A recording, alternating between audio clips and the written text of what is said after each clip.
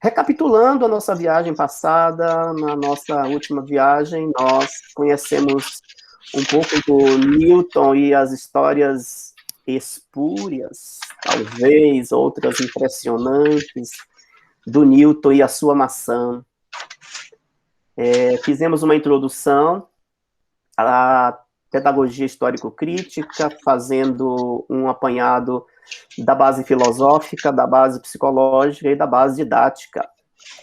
Fizemos 2 experimentos, brincamos com a ideia do eixo da gravidade do Newton, com o palhaço equilibrista e os desdobramentos dessa brincadeira. Fizemos um experimento da gota, que fica aprisionada no centro da fuligem. Discutimos como esses 2 fenômenos podem se integrar na pedagogia histórico-crítica, em uma sequência didática, discutimos as várias dimensões do conhecimento que podemos mobilizar com estes 2 experimentos. E hoje, então, vamos lá, senhoras passageiros, senhores passageiros, atenção, porque agora começa a nossa viagem. O comandante Miranda apresenta-lhes as boas-vindas a bordo da aeronave da ciência. Este é o voo número 4, com destino para onde o vento faz a curva, fazendo escala onde a imaginação da sua criança interior quiser. A Companhia Miranda de Aviação agradece a preferência e deseja a todos e a todas uma boa viagem.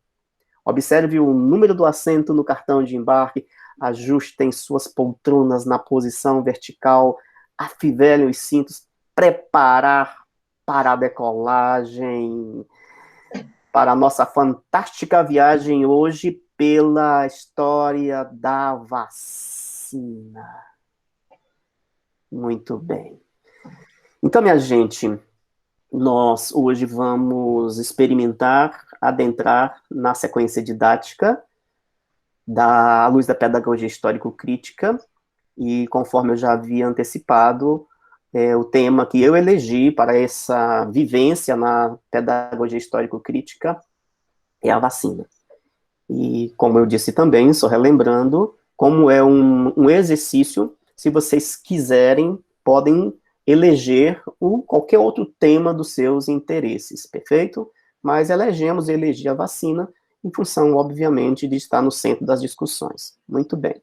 Então, antes de tudo, vamos fazer uma contextualização do tema que nós escolhemos. Então, a gente sempre recomenda que antes de introduzirmos o exercício na sequência didática, definamos o tema, definamos o objetivo dessa sequência didática, e daí a gente vai trabalhar as 5 etapas da sequência.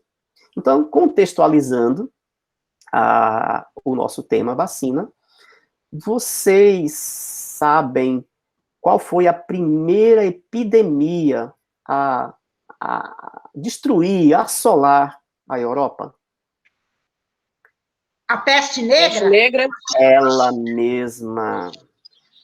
Mas ela teve várias ocorrências, né? A peste negra voltou para mais de 12 vezes ao longo da história da humanidade. A peste negra que assolou a Europa, propriamente dita, já no século XVII, não foi a mesma peste negra que assolou o Império Bizantino. Então, esse primeiro registro da peste negra, ou peste bubônica, os registros que se tem é que ela surgiu por volta dos 500 anos depois de Cristo, que se chamou Praga de Justiniano. Justiniano foi o imperador bizantino, e, gente, essa peste, ela ficou sobre a face da terra, sobretudo no Império Bizantino, acreditem, durante 6 anos consecutivos. Então, ela dizimou grande, enorme parte do Império Bizantino, mais de 5.000 pessoas por dia. 5.000 pessoas por dia.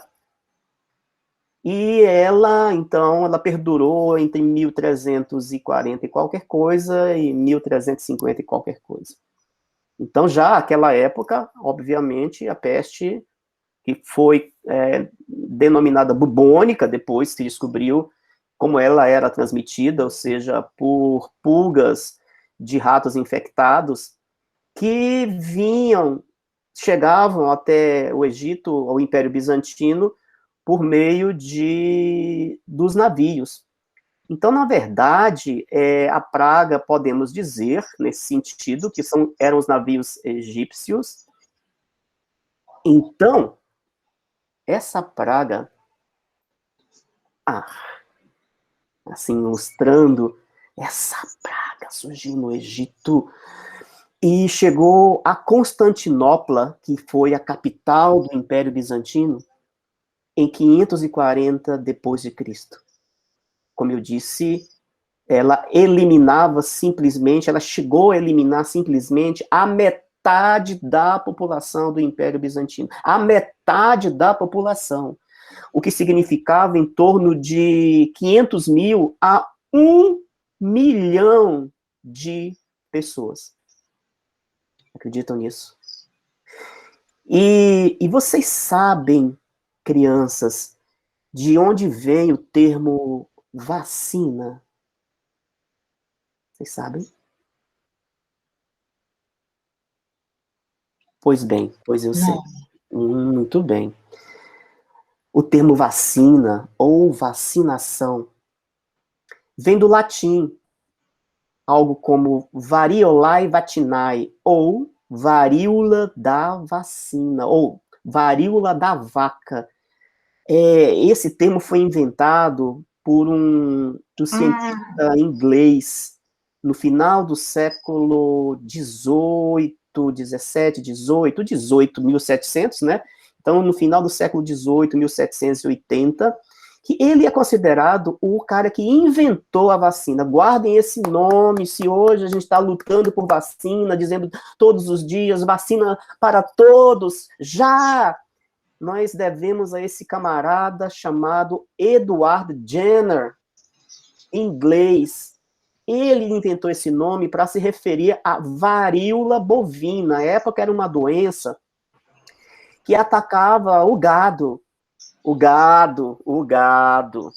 Professor, ele ajudou, ele descobre, porque eu não lembro o nome, mas cuidando do filho dele, fazendo o teste no filho dele? Perfeito, André. Tá. Ele mesmo. É uma história bizarra.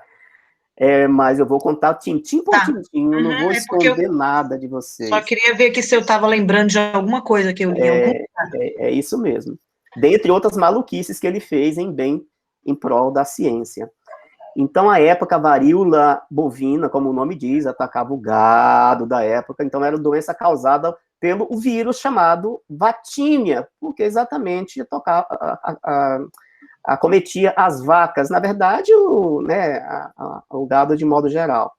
Mas foi muito importante essa ocasião dele tratar a varíola bovina para a criação da primeira vacina em humanos contra a varíola. A vacina foi contra a varíola, então a gente pode associar sempre a invenção da vacina como uma circunstância para debelar uma praga que deformava as pessoas quando não matava, que era a varíola. Mas antes a varíola, ela atacava, ela cometia os rebanhos. Mas voltando um pouco antes, que eu disse que essa praga, ela tem, né, a peste bubônica, ela vem em 540 depois de Cristo, aí vem o tratamento, a descoberta da varíola, o tratamento para a varíola no século XVIII, perfeito, já depois de Cristo, mas um pouco antes, que é importante a gente ter esse registro, no século X, na China, já havia a varíola. A varíola não foi uma invenção, né, do século XVIII. Século X, a varíola. Aliás, muitas dessas pandemias que persistem ao longo da história da humanidade vêm com a presença humana na Terra, e sobretudo quando as populações começam a se multiplicar desonedamente, quando as pessoas vão para as áreas urbanas e vão conviver num convívio mais aproximado socialmente, né? E aí, no século X, a varíola, prestem atenção nessa história, a varíola no século X na China Sabe como ela era prevenida? Pela introdução do vírus da varíola na pessoa. Então, foi a primeira comunidade, foi a primeira população que, bom, vamos combater o mal com o mal. Vamos introduzir o próprio vírus da varíola na pessoa. Então, ali por volta do século XV, isso na China ainda, então do século X ao século XV, olha que coisa curiosa, né? Hoje a gente, né, tem esse marco histórico do surgimento do coronavírus na China, mas talvez a gente pensando assim, que se era para esse vírus aparecer, e que aparecesse num país que tem todo um know-how desde o século X no tratamento e no combate às endemias, às pandemias e às doenças virais, foi a China. E então a China ela começa dentro do século X ao século XV no século X injeta-se o vírus da varíola na pessoa, mas no século XV os chineses inventam uma tecnologia super poderosa, revolucionária para a época, para combater o vírus da varíola. Vocês não têm ideia de que método era esse. O método se chama, como a terminologia científica ou técnica, insuflação nasal. Vocês já ouviram falar nessa expressão, insuflação nasal? Isso significa, gente, cheirar o pó.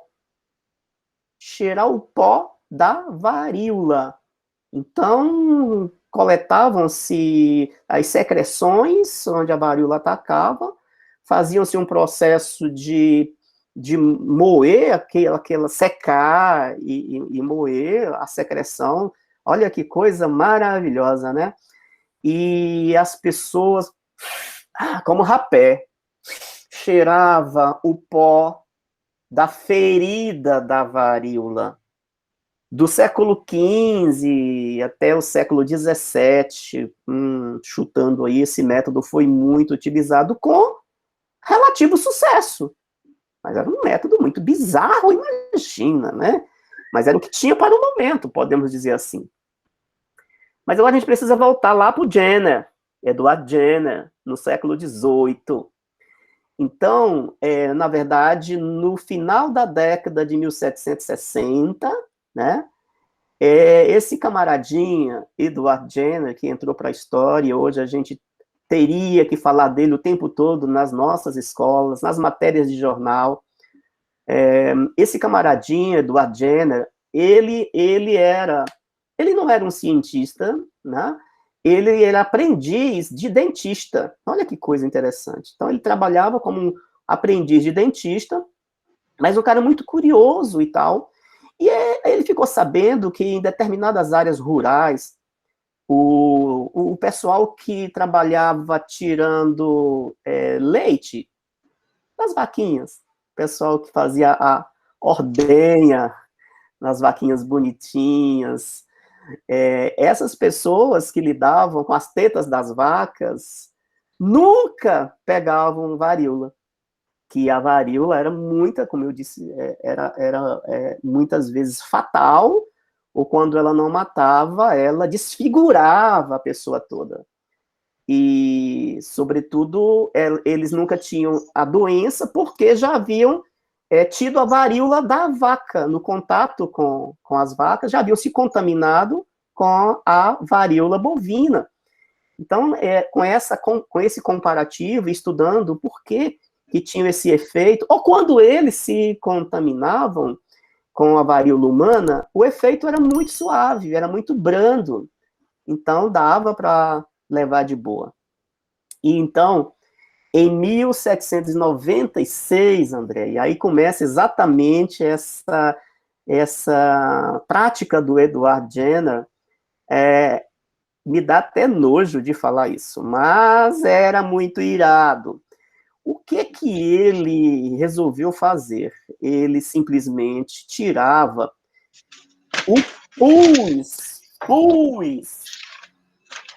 Chegou e tirou o pus da mão de uma ordenhadora, que ela havia contraído a varíola, e a varíola cria aquelas bolhas de pus e sangue no corpo todo, e aí ele chegou com a mão, na mão dela, ele retirou o pus, claro, contaminado com a varíola bovina, e fez essa experiência com os filhos, depois foi expandindo essa experiência,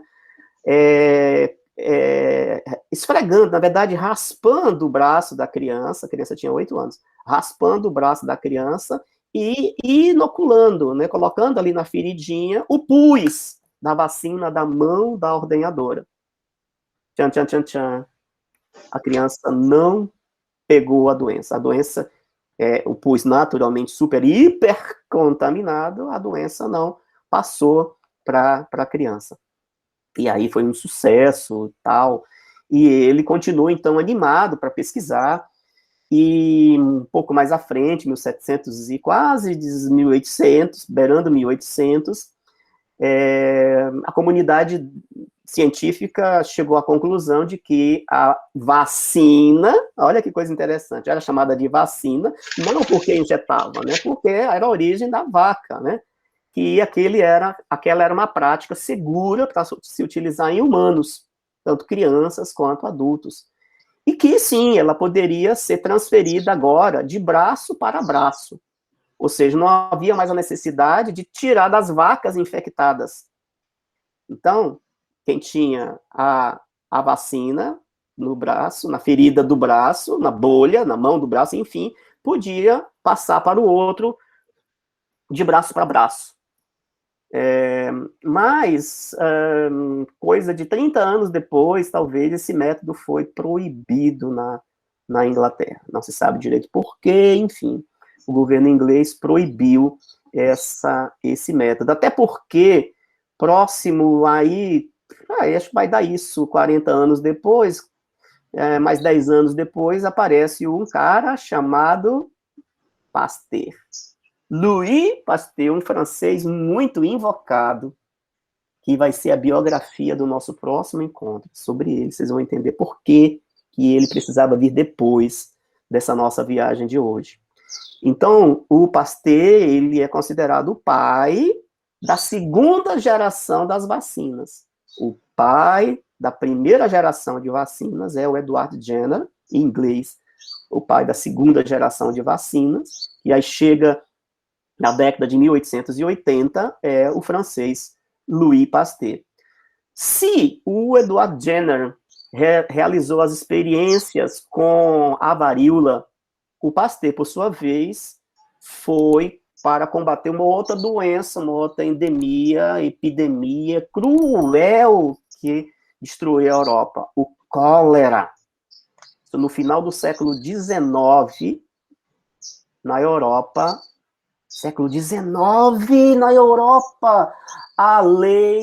é publicada uma lei de que a vacinação é obrigatória. Ninguém tem o direito de dizer eu não vou vacinar porque eu não acredito na vacina. Porque era uma questão de saúde coletiva. O fato de você decidir que não vai vacinar, você põe em risco toda uma coletividade, uma humanidade, a população de um país inteiro. Século XIX, a vacinação ela é obrigatória. E todo mundo ia lá botar o bracinho para vacinar. Claro que a população era pequena, embora a produção da vacina, como a gente vai entender nas mãos do Pasteur, fosse artesanal, pequena, mas a população também era pequena, então foi fácil imunizar grande parte da população francesa e europeia. Mas aí, a gente vai dar um salto do século XIX, quando adotam os ingleses, né, adotam a vacina como obrigatória, depois outros países europeus, para o século XX. O século XX está aqui atrás, né, gente? Foi um dia desse, não é isso? Então, imagina que só no século XX que vieram surgir as vacinas que a gente conhece, que foram efetivamente, cientificamente, historicamente bem-sucedidas, nas quais nós todos, ou pelo menos, né, acho que grande parte da população brasileira, sobretudo, e mundial, acreditaram nessas vacinas. por exemplo, a difteria, a vacina contra a difteria, que também foi uma epidemia que matou. Todas essas que eu vou citar foram epidemias que devastaram o mundo nas várias localidades, algumas como endemia, algumas como epidemia, outras como pandemia, né? A difteria é um exemplo desse. Sarampo, quem aqui nessa sala nunca tomou, não lembra de ter tomado a vacina do sarampo? Mamãe levava, papai levava, não tinha essa não. Ah, eu não vou levar meu filho para vacinar não, porque essa vacina do sarampo, ela é russa. Não, a AstraZeneca, não, ela é chinesa, não vou vacinar. Todo mundo vacinou. E eu vou dizer para vocês, aí vou continuar. Do sarampo, a da cachumba, quem nunca botou lá o bracinho para receber a vacina da cachumba, da rubéola, da poliomielite, o Zé Gotinha, lembra que coisa linda? O Zé Gotinha voltou com força total, hein? Eu não sei também, né? Mas enfim, tá aí nas propagandas. A polio, né? Poliomielite, a varíola, ó, a varíola lá do Edward Jenner, né? Século XVII. A varíola, ela tem uma história muito interessante, muito cruel, porque vocês imaginam, ela surge ali de modo claro pelo século XVII, do 17 para o 18, e ela só vai ser erradicada, minha gente, entre os anos 1960 e 1970, do século XX já. A erradicação da varíola levou esse tempo todo.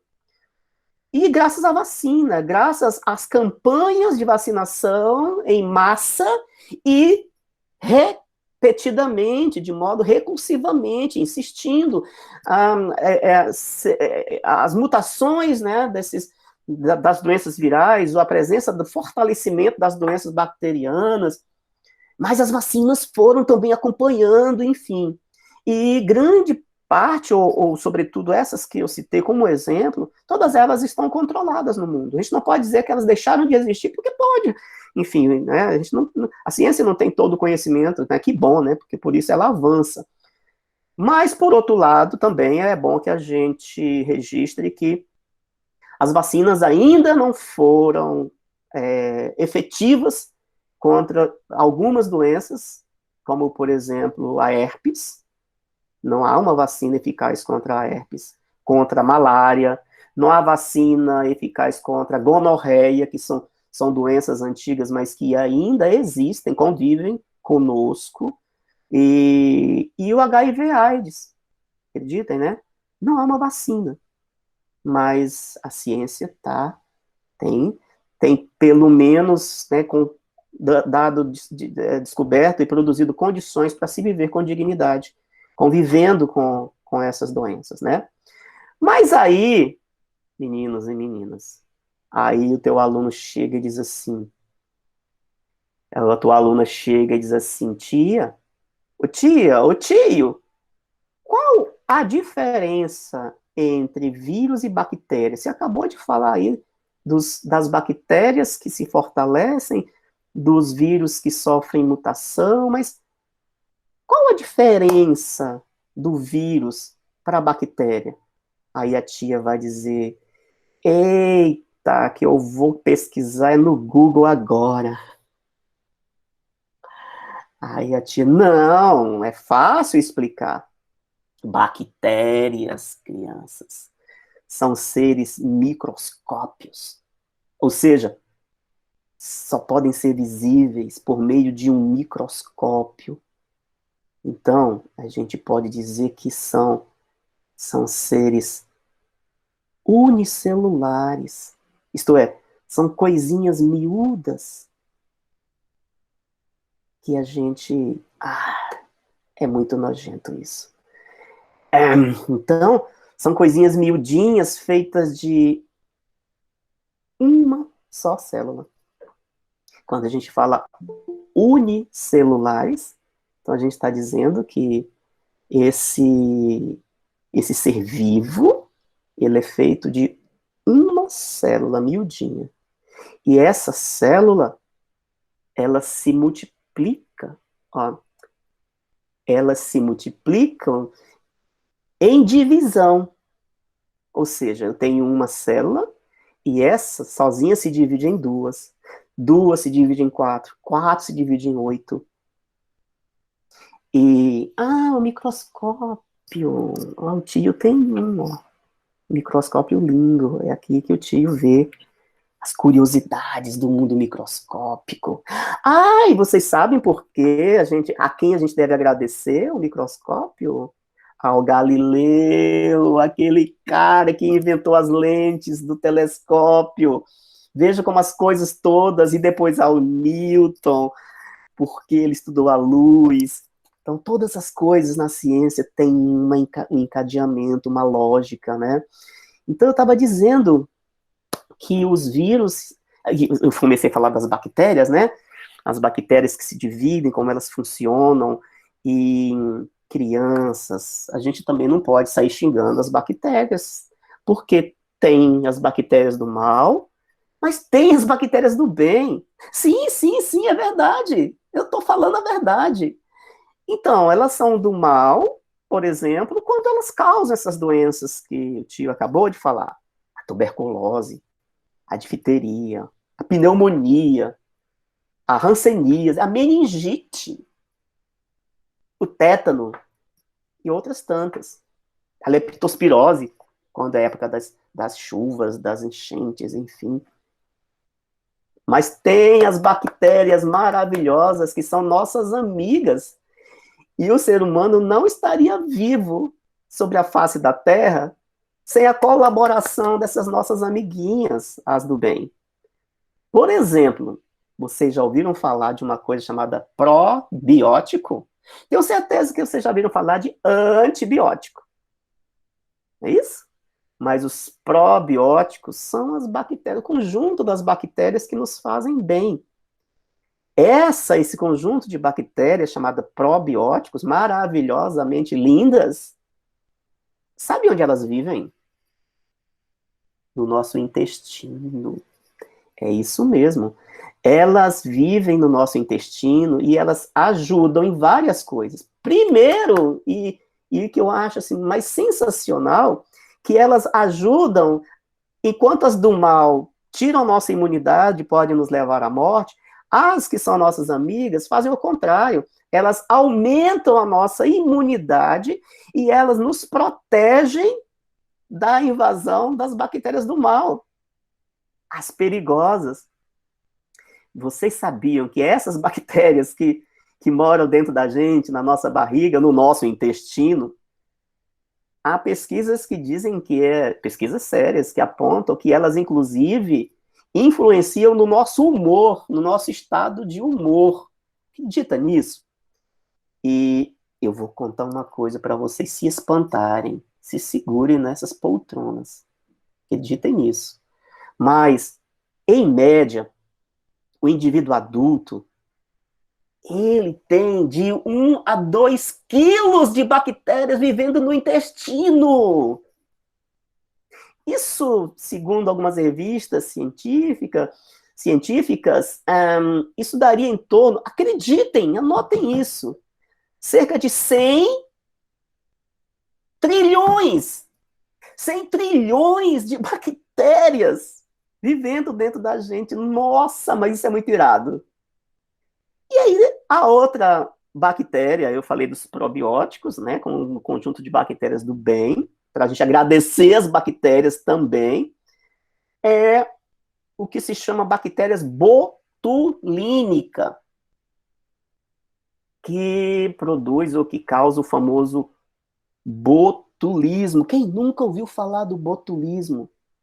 A bactéria botulínica, gente do céu, ela produz a toxina mais mortal que a natureza já concebeu, acredita?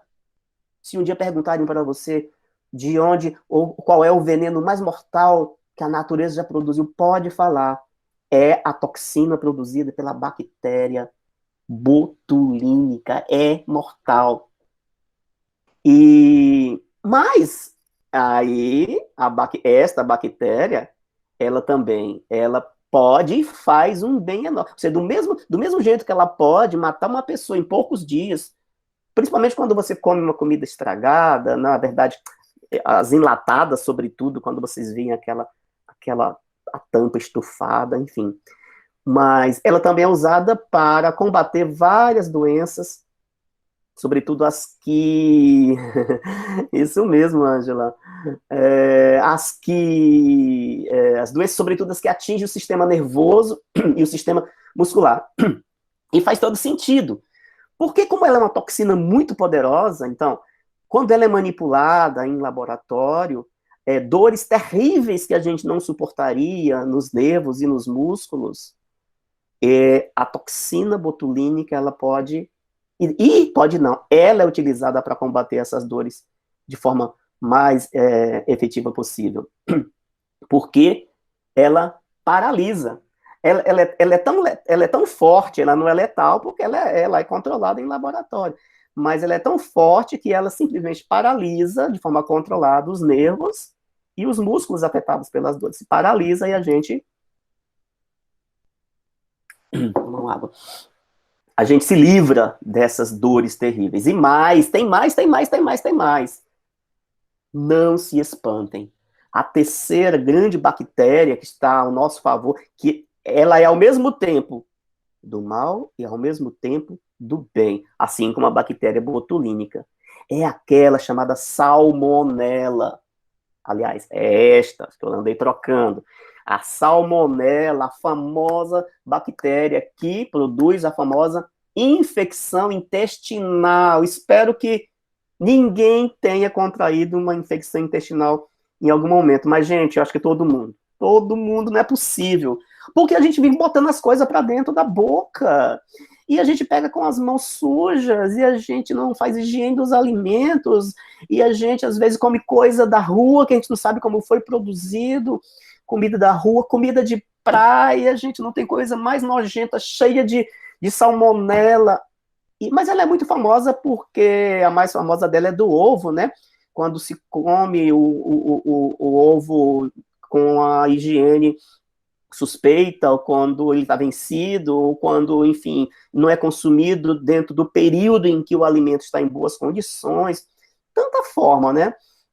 E a salmonela, na verdade, ela é produzida, ela é surgida quando a gente diz que come um alimento mal preparado, ou com as mãos sujas. Podem ter certeza que, de alguma forma, vocês ingeriram fezes de animais.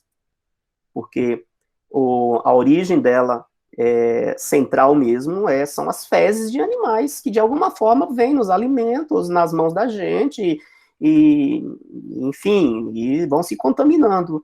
E dessa forma, acreditem que o ato de lavar as mãos, que hoje a gente incorporou à nossa vida para nos cuidarmos, nos prevenirmos do Covid-19, é uma atitude de higiene que nós deveríamos tomar sempre, desde os primórdios da humanidade, sobretudo quando a gente vive num mundo bem esclarecido, não é por falta de esclarecimento, né, gente, que a informação borbulha e saltam sobre nós. Porque vamos falar a verdade, minha gente. Vamos ser sinceros e fazer a meia-culpa. Nós não sabíamos lavar as mãos. A gente aprendeu esses dias, do ano passado para cá. Que a gente sabe bonitinho, né? Que tem que ser assim, assim, assado, debaixo das unhas, entre os dedos, sobre o dorso, né? No dorso das mãos, nos punhos. Gente, o que a gente fazia era molhar as mãos e enxugar, gente. E ainda saía assim. Então, para todas essas bactérias, a higiene das mãos, a higiene dos utensílios que fazemos a comida, a higiene dos utensílios com os quais nós nos servimos, a higiene dos... Tudo isso, a higiene, tudo isso se resolve com água e sabão, que a gente só está aprendendo agora, né? Mas também, acreditem numa coisa que eu vou falar, isso é impressionante, porque a salmonela, então eu só falei o lado mauzão dela, pois bem, vocês sabiam que a salmonela, ela ajuda no combate ao câncer?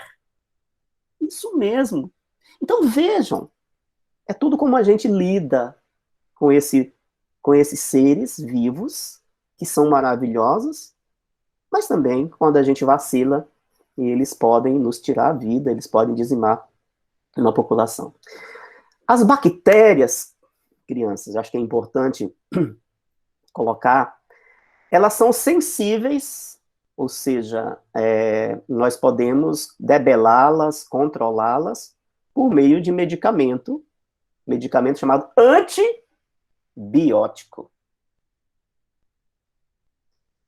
Os probióticos são as bactérias que nos fazem o bem, mas os antibióticos são medicamentos que a ciência desenvolveu que combatem, elas são sensíveis, nós matamos, dizimamos as bactérias do mal.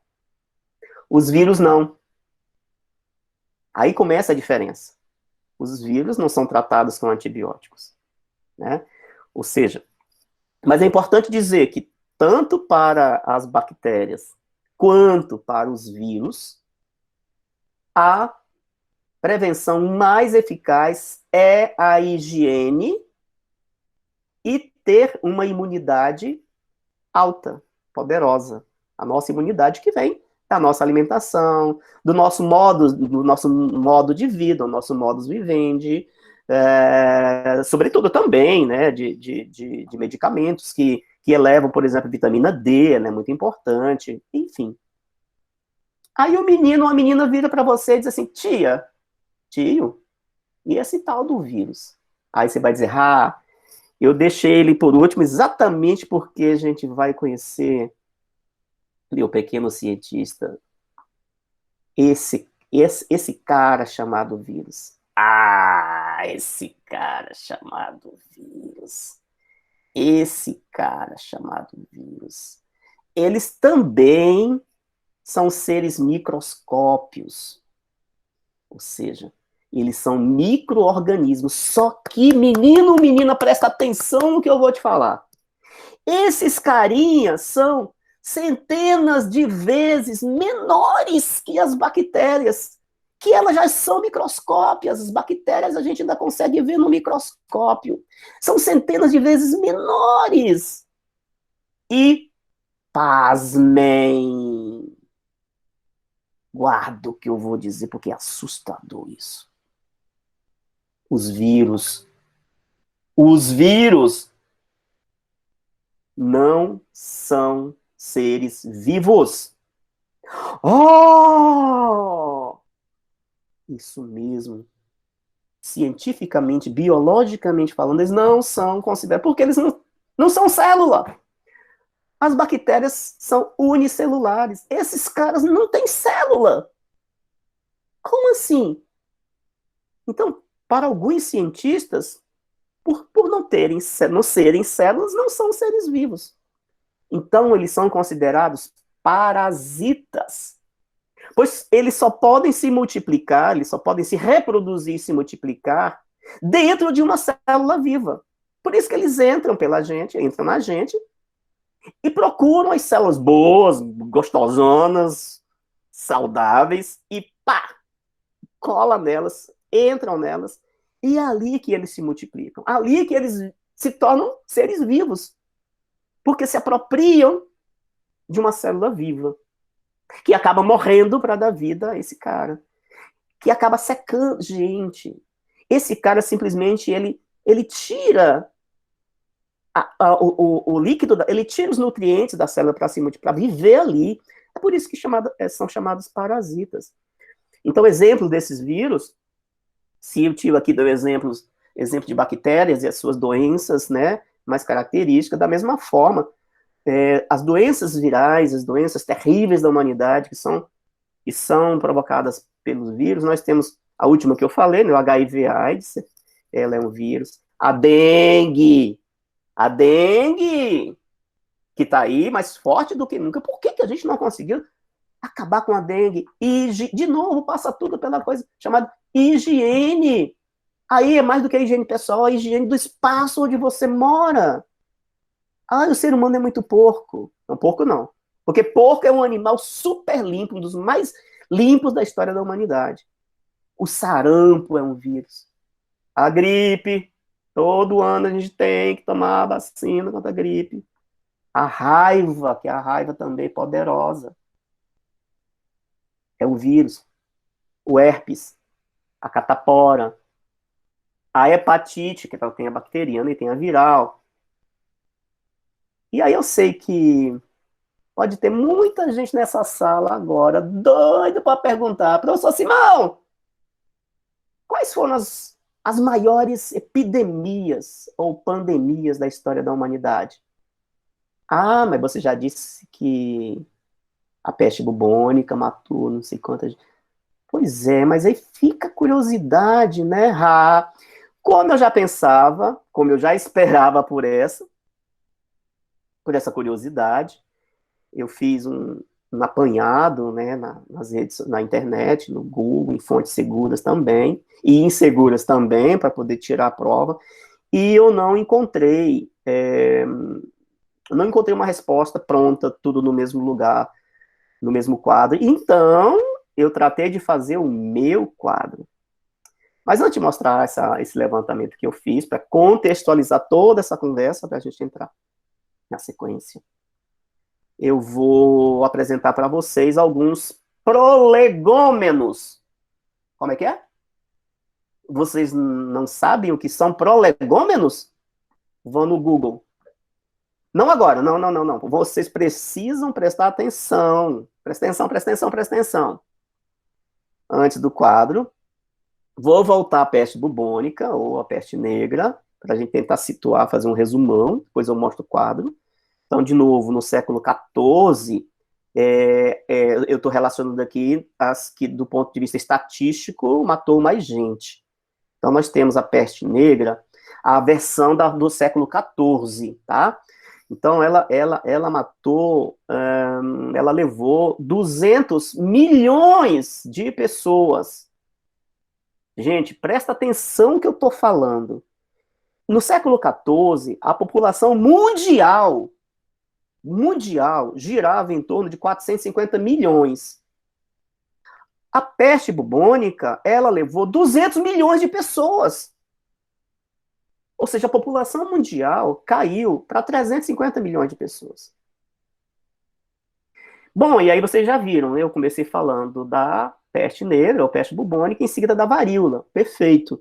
Então a varíola, ela atormentou a humanidade, gente.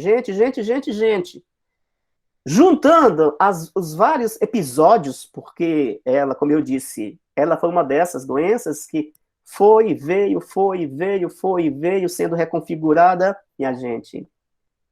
Ela esteve entre nós ao longo de 3.000 anos. Ela foi identificada pelos historiadores desde o Egito até a França. E ela só veio ser erradicada, vamos dizer assim, como eu disse, já no século XX, final do século XX, um dia desse, né? Na década de 1980. 1980, eu acho que muitos de vocês já eram gente, né? 1980. Ah, não, Salima, vai. Não, vem que não tem. Tu sabe que eu te defendo aqui, mas olha que tu curtiu Menudo, tenho certeza disso. Não vem não, tá? Então, a varíola, ela só foi erradicada, de novo, com higiene e vacinação em massa. Primeiro, vacina para todo mundo e a decisão de ir buscar a vacina e reivindicar por ela. 1980, né? Ou seja, entre o século XIX e o século XX, a varíola levou... Gente, presta atenção. Eu disse que a peste bubônica levou 200 milhões de pessoas. A varíola, minha gente, levou 500 ou 500, não interessa. 500 milhões de pessoas. 500 milhões de pessoas. E aí, lembrem-se, né, todo o processo, né, da introdução da vacina, né, começou do cheirar pó da vacina, cheirar pó da casca da ferida da vacina, a inoculação no braço, do braço a braço, o pus no braço, mas aí é onde nós chegamos, né? A terceira grande doença da humanidade foi o cólera.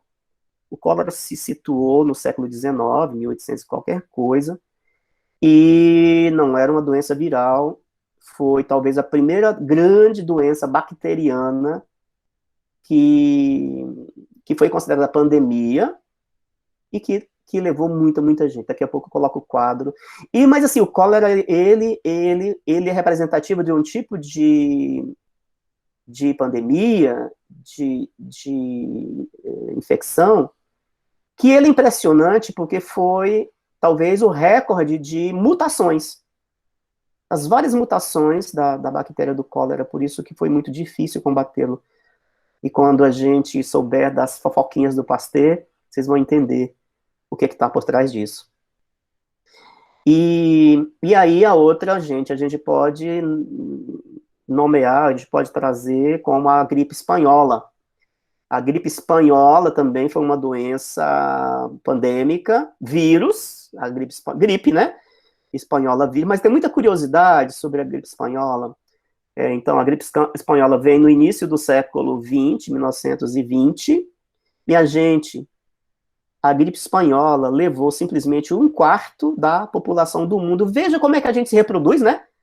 Porque essas doenças vêm e vão dizimando a população, e a população só aumenta. A gente está vivendo um problema de superpopulação no planeta.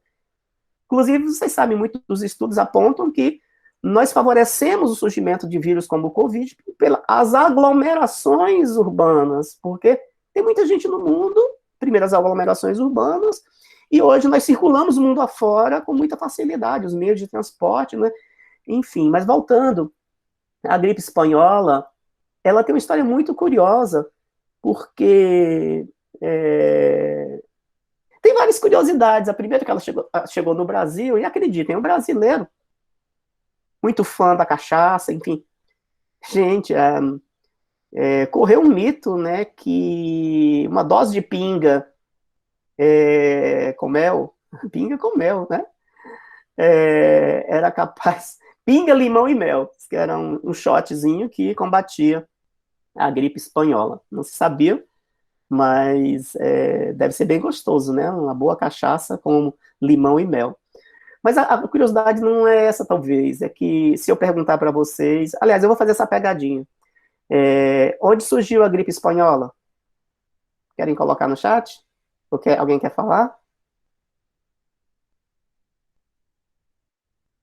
Hein? Não foi na Espanha. Ah, né, lógico, né? Eu falei que é uma pegadinha, né? Tudo bem, Alderice. É que nem a história do qual a cor do cavalo branco de Napoleão, né? Ou quase isso. A gripe espanhola, gente, ela surgiu nos Estados Unidos, na Segunda Guerra Mundial, e aí os Estados Unidos levam essa doença para o front, na Europa, e essa doença começa a dizimar soldados e matar soldados, enfim, os soldados que voltavam para casa levavam essa gripe mortal para casa. E tudo que acontecia na guerra não podia ser divulgado.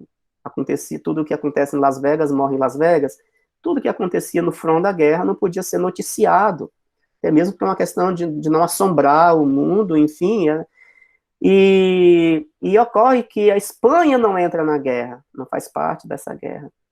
Então a Espanha podia notificar. Então quem escandalizou o mundo com essa grande doença foi a Espanha. Daí se chamou gripe espanhola. Ela nunca passou pela Espanha. Mas assim nós temos talvez depois da gripe espanhola, a gripe suína. Vocês lembram disso? A gripe suína não tem muito tempo. Aí a Salimar não pode dizer que em 2009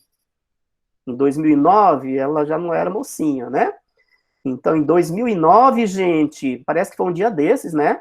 Surge a famosa H1N1, que é essa vacina que a gente toma todo ano. Imagina, 2009, nós estamos em 2021, né?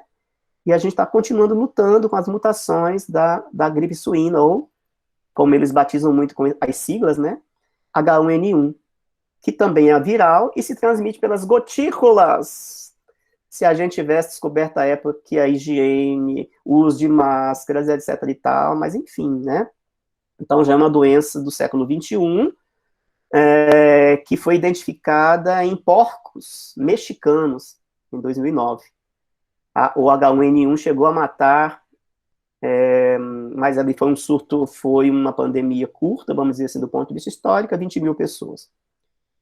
Nessa lista não pode faltar raiva, que é conhecida também como hidrofobia, né, que é o temor da água, né, o acometido pela raiva, ele produz muito líquido, ele baba, e ele tem uma aversão à água, não pode, porque, primeiro que quando ele tenta beber o líquido, a glote, todo esse equipamento aqui da ingestão de líquido, ele se inflama e dói muito quando o doente da raiva bebe, e aí ele não pode ver água, então hidrofobia, fobia, medo, água, e é o vírus que atinge o sistema nervoso central, paf, e aí tem os espasmos, né, a pessoa baba, enfim, e daí o nome raiva, né, que o cachorro está raivoso, que o sujeito está raivoso. E quem desenvolveu a vacina para a raiva foi também o Pasteur. O Pasteur trabalha no combate à varíola, a cólera e a raiva. A gente vai saber disso tudo. O tétano, uma doença que matou muito, é uma doença bacteriana, é uma doença cruel porque também atinge o sistema nervoso e provoca espasmos e contrações involuntárias dos músculos, né, dos nervos e dos músculos. E uma curiosidade do tétano é que, enquanto ele durou, gente, a ciência médica estagnou. Não houve avanço na ciência médica, sobretudo no campo das cirurgias. Tétano, vocês sabem como é que como se adquire, como se contamina, se contagia, se contamina com o tétano, né? O corte, sobretudo, é na pele. Então, as pessoas morriam porque era inseguro abrir um paciente e ele morrer de tétano. O paciente tinha algum outro problema de saúde, precisava ser aberto, e ele podia, ao ser aberto para corrigir um problema, matá-lo de tétano. Em 1890, né? A tuberculose, todo mundo sabe, o mal do século, né? Diferente do que diz Renato Russo, que o mal do século é a solidão, de um modo muito poético. O mal do século foi a tuberculose, e que matou muita gente, matou muito artista, matou muito poeta, matou muita gente, enfim, gente, cidadão normal também. E é uma bactéria, né? E ela foi identificada por um cara chamado, o primeiro nome não me vem agora, mas o sobrenome é o Koch, por isso que chama-se bacilo de Koch, Robert Koch, o bacilo de Koch. Daí a vacina se chama BCG. Todos nós temos na carteirinha de vacinação, nós temos lá, né, o carimbozinho, a etiquetazinha, né, da vacina chamada BCG. E por último, nessa lista, a febre amarela, que é um vírus que matou muita gente. E no nosso país tem uma história muito bonita e que a gente precisa contar para as nossas crianças. Quando a gente ouve na televisão todo dia se falar do Instituto Oswaldo Cruz, porque homenageia esse cara, esse sanitarista, esse cientista muito importante, que ele ajudou a controlar o vírus da febre amarela no Brasil, da época, simplesmente com medidas sanitárias, e sobretudo no combate à praga que nós continuamos a produzir quando a gente não cuida do nosso ambiente, o Aedes aegypti. Então é isso. Agora sim, vai ser muito rápido. Eu quero mostrar esse quadro que esse bonitão aqui fez para vocês e vou presentear vocês com esse quadro. Deixa eu ver se eu acho ele aqui rapidinho, já que a gente já abre também para a gente conversar.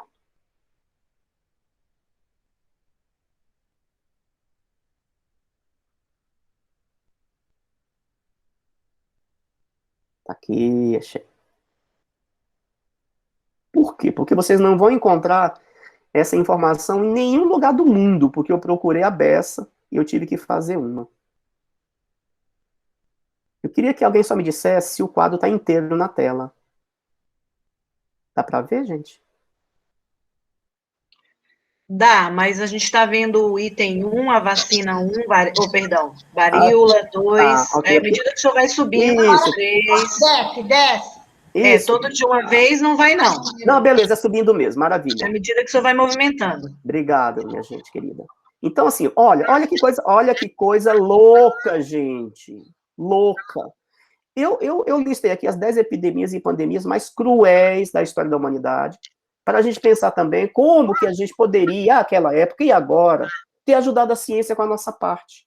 Então, de novo, a varíola, ó, eu estou listando aqui, né, pela ordem, vermelhinha, varíola, ela durou na humanidade em torno de 84 anos e matou 300 milhões de pessoas, foi erradicada em 1980. A segunda que mais matou foi a primeira epidemia da peste negra, ou peste bubônica, porque, como eu falei para vocês, ela passou por aqui mais de 12, 13 vezes na humanidade. Então, nesse primeiro período, ela durou 7 anos. Imagina, gente. Imagina, nos imaginemos vivendo com o Covid por 7 anos. Não vai. Não vai, por quê? A ciência é outra. Embora a gente tenha muita dificuldade de alguma parcela da população não entender que precisamos acreditar, confiar na ciência e fazer a nossa parte. Porque quem diz para a gente tomar medidas sanitárias é a ciência. Se as duas coisas funcionarem, a gente não vai viver 7 anos numa pandemia de peste negra, 84 anos numa epidemia de varíola, gente. Você imaginar que em 84 anos, quantas gerações foram dizimadas, uma após a outra. Mas, enfim, a peste negra, ela dura nessa primeira... Gente, foi só uma das fases, vamos dizer assim, dela, durou 7 anos, né? A bactéria. 200 milhões... Então, eu estou listando aqui, na última coluna, a quantidade de pessoas que perderam a vida. 200 milhões de pessoas. Chegou a ser 60% da população da Europa. Só para vocês terem uma ideia, eu listei aqui as outras epidemias da peste negra, e aí a gente perdeu a estimativa de quantas pessoas a peste matou, e vocês vão ver bonitinho, em período que elas duraram. Terceira, a gripe espanhola, como eu citei para vocês. Olha, a gripe espanhola só durou 1 ano, mas levou cerca de 100 milhões de pessoas, entre 50 e 100 milhões de pessoas. A quarta, a peste negra de novo, mas antes, na praga de Justiniano, que eu comentei, depois de Cristo, 540, 650, o tempo que ela durou, levou 50 milhões de pessoas. Em quinto lugar, a AIDS, gente, é impressionante, é uma doença viral, a gente não ouve falar muito dela, né, porque está controlada, mas enfim, foi uma doença que a gente pode considerar que ela já tenha durado 45 anos conosco, já levou 22 milhões de pessoas. Depois, o sarampo, olha, gente, a varíola, o povo tem uma dúvida se a peste antonina, que surgiu em Roma, ou na Roma Antiga, claro, tenha levado 5 milhões de pessoas, ter durado 15 anos. Pode ter sido a varíola ou o sarampo. E vejam bem, presta atenção, meninos e meninas, presta atenção. O Covid chegou a um dia desses, o Covid ele chegou em 2019, o Covid está entre nós 3 anos. E já é a 7ª pandemia mais mortal da história de toda a humanidade. Nós já subimos para o 7º lugar. Esse dado que eu coloquei aqui, eu sei que ele está defasado. 3,2 milhões de pessoas no mundo em 3 anos. 7º lugar já. Depois nós temos o tifo, doença bacteriana, que levou 3 milhões de pessoas. A malária, que vira e mexe, ela volta, que é um protozoário, mais 3 milhões de pessoas, né? Depois, as outras versões do cólera, 3º lugar, o cólera que levou mais 1 milhão de pessoas. Em 10º lugar, a tuberculose. E aí vem outras, né? A gripe russa, 400 milhões de pessoas, 400 mil pessoas, a febre amarela, a primeira versão do cólera, o sarampo, o ebola, lembra do ebola? Né? Aí, 2013, 2016, a Salima vai dizer que ainda não era nascida, mas tudo bem, eu vou acreditar nisso. Ficou entre nós aí por 4 anos, levou 11 mil pessoas, sobretudo nos países pobres da África.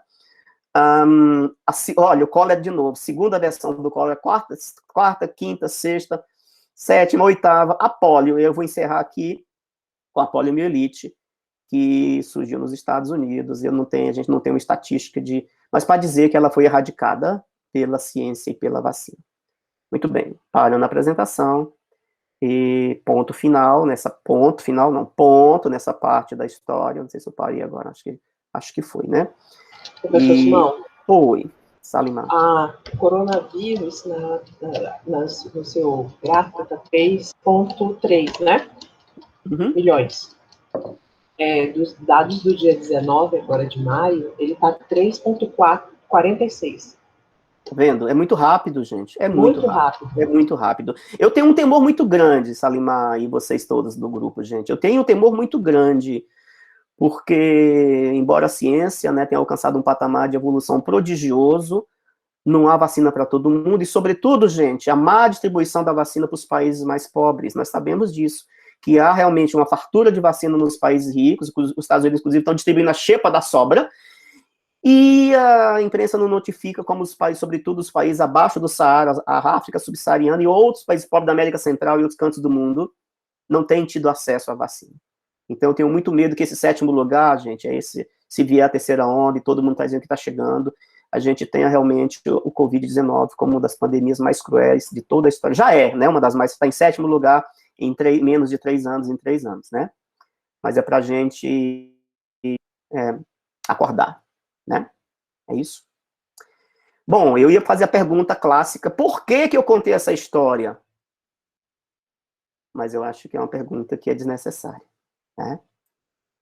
É hora da gente fazer a nossa escala, e se vocês quiserem aproveitar esse momento da nossa escala, porque agora eu vou apresentar a estrutura da sequência didática, 10 horas, 10 e 8. Se alguém quiser brevemente fazer algum comentário, pode abrir o microfone. Vamos ver se apresenta. Coloquei no roteiro, porque esse material vocês não precisam se preocupar, porque vocês vão receber, tá? Eu vou distribuir no grupo, aqui no grupo. Esses slides são muito importantes, eu não sou muito fã de slides, mas eles mostram a estrutura, tá? Vamos ver, agora acho que foi, né? Muito bem, gente, olha só. É a nossa primeira aproximação, tá? A estrutura física, teórica da sequência didática à luz da pedagogia histórico-crítica. Não se preocupe, a gente vai voltar nela o tempo todo. Então, a estrutura, como eu já disse aqui algumas vezes, ela é constituída de 5 etapas. Elas são distribuídas dessa forma que está aí, não precisa ler, tá? A prática, que parte, eu já disse aqui outras vezes, da prática social inicial do conteúdo. A teoria ela é distribuída em 3 etapas. A teoria ela tem a etapa chamada problematização, a etapa chamada instrumentalização e a etapa chamada catarse. E ela se completa, esse ciclo, esse movimento dinâmico, com a etapa chamada prática. A prática social final do conteúdo. Então, a gente parte da prática social inicial do conteúdo, ou seja, aquilo que os estudantes já dominam e aquilo que os estudantes têm desejo, ânsia, sede em saber. É daí que a gente parte. De novo, não é do nosso apriorismo, não é do professor, não é da escola, e nem é do currículo. O currículo, ele é um norte, um guia, uma bússola, mas ele não pode ser uma âncora. Cada realidade social objetiva, ela é o ponto de partida daquele estudo, daquele conteúdo. Então, a gente chega numa prática social final, que não é final, porque ela vai ser retomada, mas é para dizer que nessa prática social final, a gente deseja que os estudantes tenham aprendido, e essa aprendizagem, ela vai se constituir, vai se revelar em uma mudança de compreensão, de novas práticas, novas condutas, ou seja, é um novo ponto de partida, que não é mais aquele anterior, mas é sempre um ponto de partida. Feito? Então, o que eu tenho para apresentar para vocês então, essa estrutura bonitona aqui, vocês vão ler com cuidado no miolo dela. Depois a gente vai, então, define o tema. Então, para nossa experiência aqui, nós definimos o tema vacinas. Nós definimos um objetivo. Então, como exercício, tá aí, eu defini que o objetivo é compreender o que é vacina e suas implicações na vida humana. Então, esse objetivo ele tem que ser bem claro, compreensível e, sobretudo, factível, né? Então, tá aí o objetivo.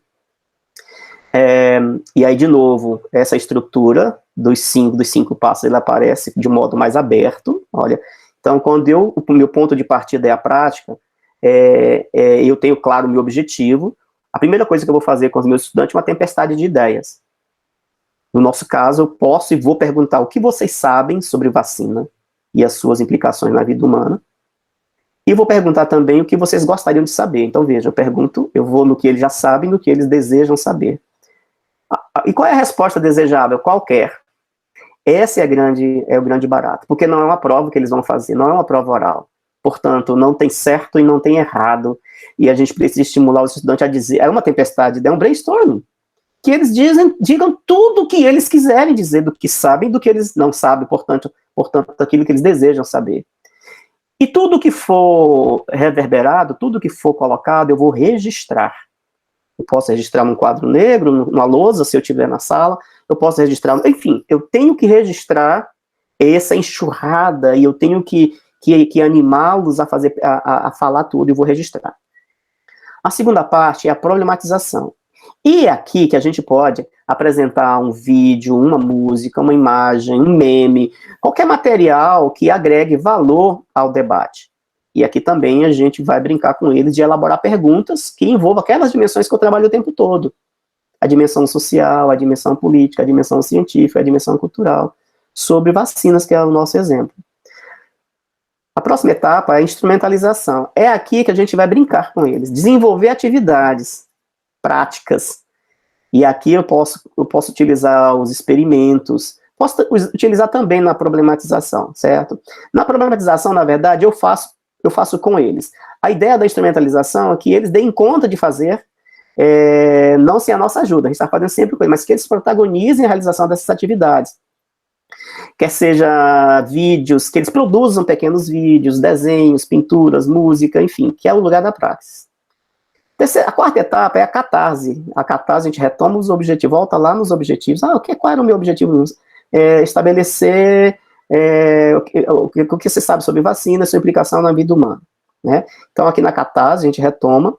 E aqui a gente propõe que eles se expressem livremente para sintetizar o que eles, aqui na hora da prova, aqui na hora de nada, né? Que eles livremente produzam textos, se quiserem, vídeo. E aqui na catarse é exatamente o lugar em que eles precisam protagonizar absolutamente eles, sem nenhum tipo de pressão nossa, que eles com toda liberdade escolham, ou seja, aqui, na verdade, nós vamos usufruir, vamos fruir da produção deles. Liberdade total, autonomia total, para que eles produzam livremente, sem se sentirem coagidos, pressionados, porque é aqui o momento em que se espera que apareçam voluntariamente algo do que foi ensinado nas dimensões que foram provocadas. E por último, a prática social final, que é a hora em que a gente retoma as anotações. Lembra as anotações da primeira tempestade de ideias? A gente pega elas de volta, põe na nossa frente e provoca nova tempestade de ideias com nova pergunta. E agora, galera, o que vocês sabem sobre vacinas?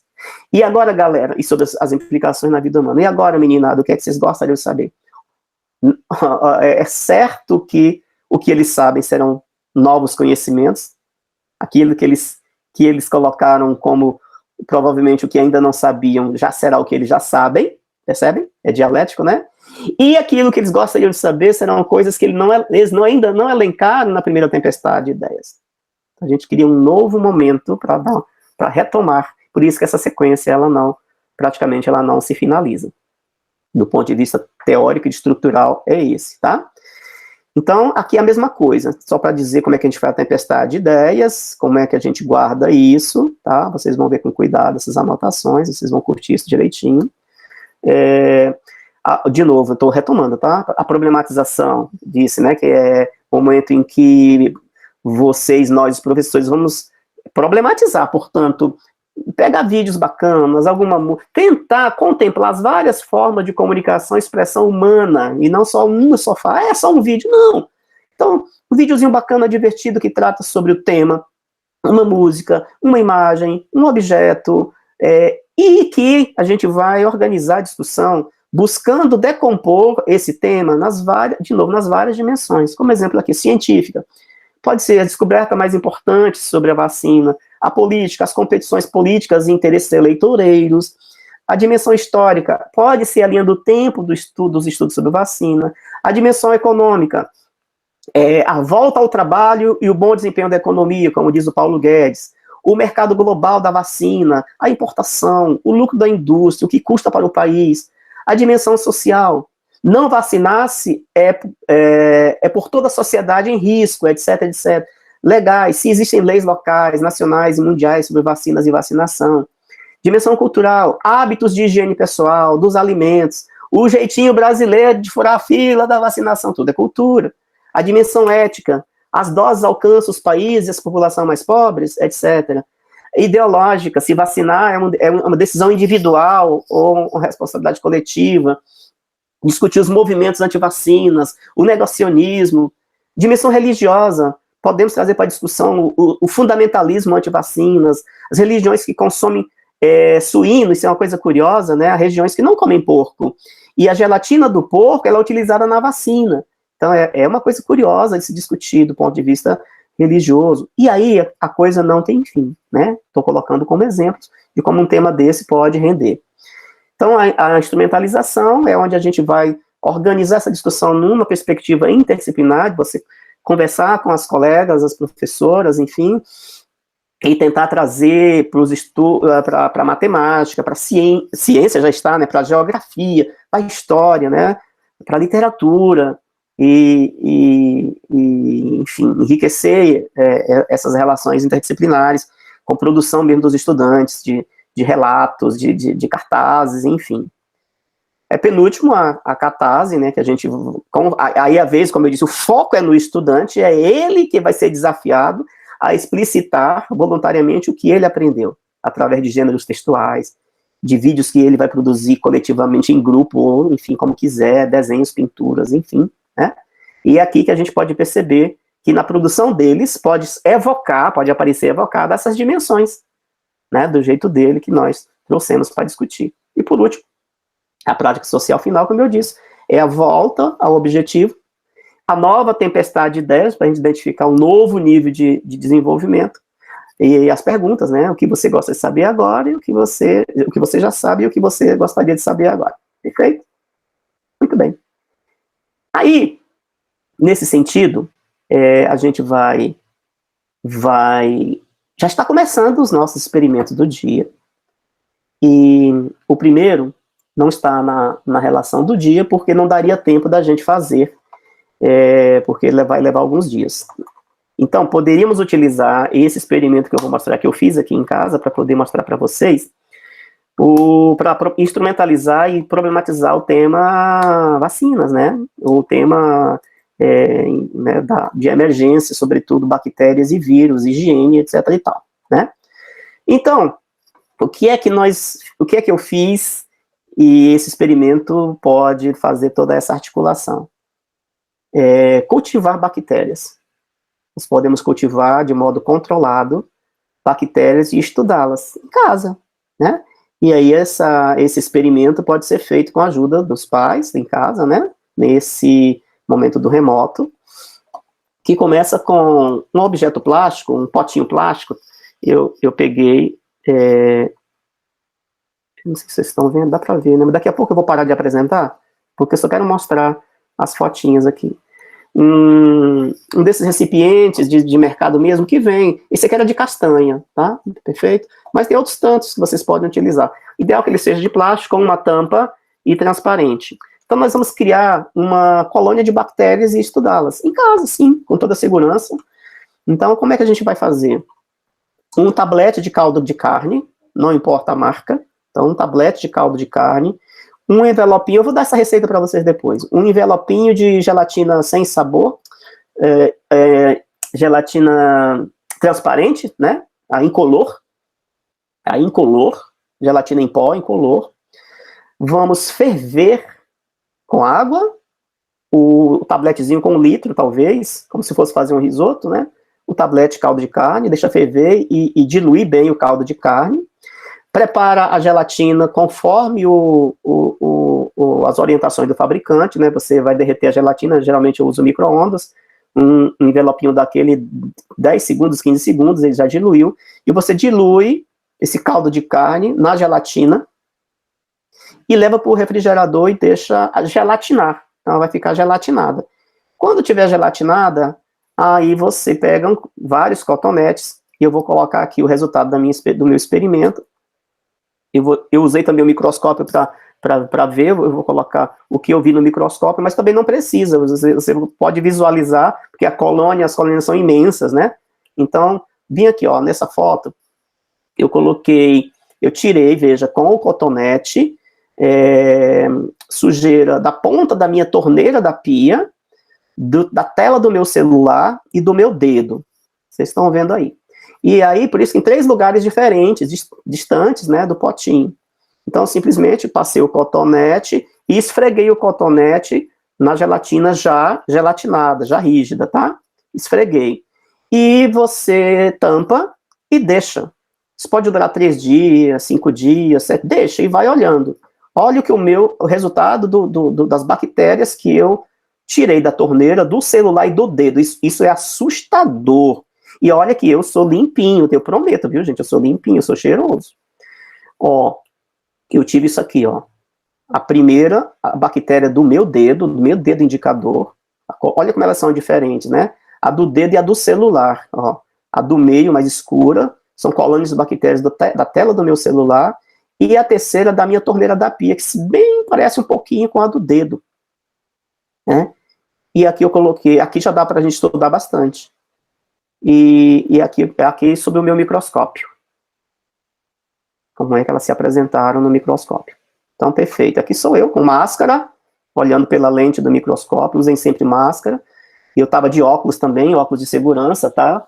Eu vou até mostrar para vocês. Esses óculos que a gente compra em loja de ferragens, tá? Nesse momento aí, porque cargas d'água eu tirei, não sei, mas eu uso tudo isso aqui em favor. Ponto. Então, é um experimento que pode durar alguns dias, mas é sempre muito interessante. Muito bem, reunido o material que nós solicitamos, agora a gente vai brincar, por favor. Vamos começar pela brincadeira. Vamos pegar a água, o recipiente com a água. Como eu disse, aqui mais ou menos na metade do teu recipiente. Vamos pegar a garrafinha PET perfurada. Agora eu gostaria que, se possível, vocês ligassem as câmeras, como a gente sempre faz, para a gente acompanhar bonitinho aqui, todo mundo vendo. Fazer, minha gente, ó, eu vou fechar, essa garrafa vai estar fechada, tenta apertar o máximo que você puder, mas não muito, porque você vai precisar abrir, tá? Vamos lá, ó, pela metade aqui. E, de novo, se tiverem crianças por perto, chamem, que elas vão se divertir a beça com essa brincadeira, com esse experimento, que é uma grande brincadeira. Então, pela metade.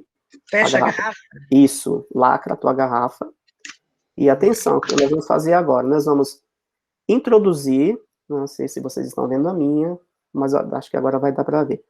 Introduzir com a garrafa fechada a garrafa dentro do recipiente com água. Perfeito? E aí, olhem lateralmente que, embora a garrafa esteja furada, se tudo deu certo, a água não entra. Ou se entra, aí vocês podem deixar alguns segundos, retirar e olhar. Ora, mas está fechado, a água não entrou, né? Entra um pouquinho só, né? Um pouquinho só, dependendo do orifício, né? Entra um pouquinho só. Perfeito? Agora, a gente vai introduzir novamente e abrir a garrafa. Pode até abrir antes, se quiserem também. Pode abrir a garrafa e agora introduz. Introduz agora. A água tem que ficar até em cima do vidro? Oi?